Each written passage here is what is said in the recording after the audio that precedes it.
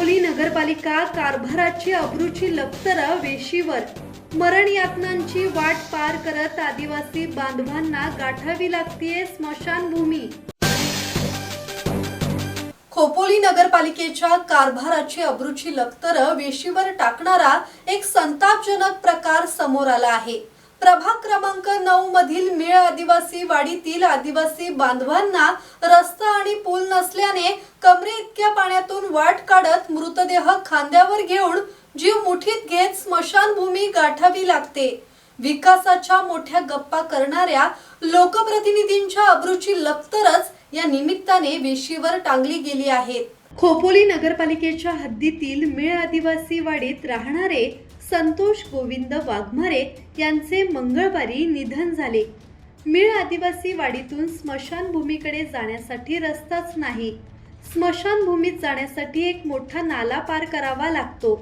खोपोलीत सध्या मुसळधार पाऊस पडत असल्याने या नाल्याला पूर आला असून पुराच्या पाण्यातून वाट काढत संतोष वाघमारे यांचे नातेवाईक आणि ग्रामस्थांनी त्यांचा मृतदेह आपला जीव मुठीत घेऊन स्मशानभूमीपर्यंत नेला। या घटनेचा व्हिडिओ सध्या समाज माध्यमांवर फिरत असून या व्हिडिओने स्थानिक लोकप्रतिनिधी आणि विकासाच्या मोठ्या गप्पा मारणाऱ्या पुढाऱ्यांच्या अब्रूची लक्तरच जणू वेशीवर टांगली आहेत।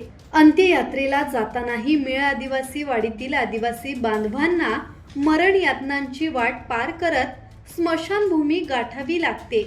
खोपोली नगरपालिकेकडून विकासाच्या मोठ्या गप्पा मारल्या जातात। मुंबई आणि पुण्याच्या मध्यवर्ती असलेल्या या शहरात आदिवासी बांधवांना स्मशानभूमीकडे जाणारा रस्ता सुद्धा पालिकेला इतक्या वर्षात करून देता आलेला नाही।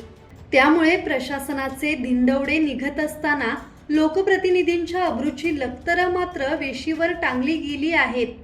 आदिवासी बांधवांना जाणीवपूर्वक विकासापासून वंचित तर ठेवले जात नाहीये ना, असा संतप्त सवाल या निमित्ताने उपस्थित होतोय।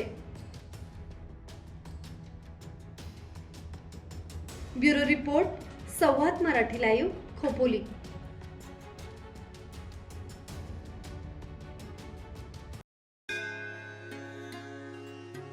श्री गणपती संस्थान महड, तालुका खालापूर, जिल्हा रायगड।